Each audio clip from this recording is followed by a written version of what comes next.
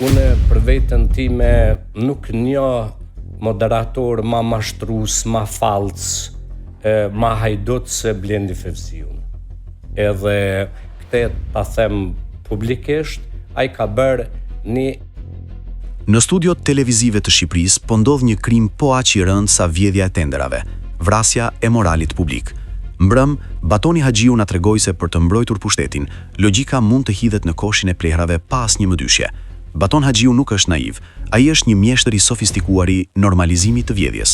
Kur ai thot se të kërkosh një qeveri të ndershme është romantizëm, ai në fakt po u thot shqiptarëve: pranoheni se jeni të dënuar të vjedheni, sepse kështu funksionon bota.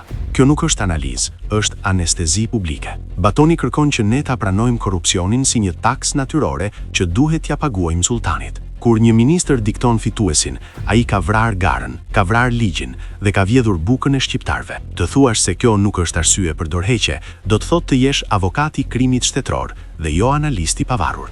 Batoni është vërtet i zgjuar, por inteligjenca pa moral është thjesht një mjet për manipulim. Ai zgjedh të bëjë të paditurin, sepse e di që mbijetesa e tij mediatike dhe ekonomike është e lidhur me mbijetesën e Edi Ramës.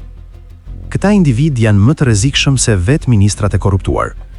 Ministri vjedh, por analisti i Sahanit e paketon vjedhjen si zhvillim. Nëse për këta vipa të studios, korrupsioni është thjesht një detaj romantik, për shqiptarët ai është arsyeja pse spitalet s'kan barna dhe pse rinia ikën nga sytë këmbët. Nëse Baton Haxhiu është avokati i pushtetit, Blendi Fevziu është tregtari që u shet shqiptarëve helmin e paketuar si debat elitar. Fevziu ka një talent të veçantë. Ai i fton këta Sahan lëpirës çdo natë, duke u dhënë peshën e analistëve të mëdhenj. Kjo nuk është gazetari, është një strategji për ta lodhur popullin, që në fund të thotë të gjithë njësoj janë, asgjë nuk merret vesh.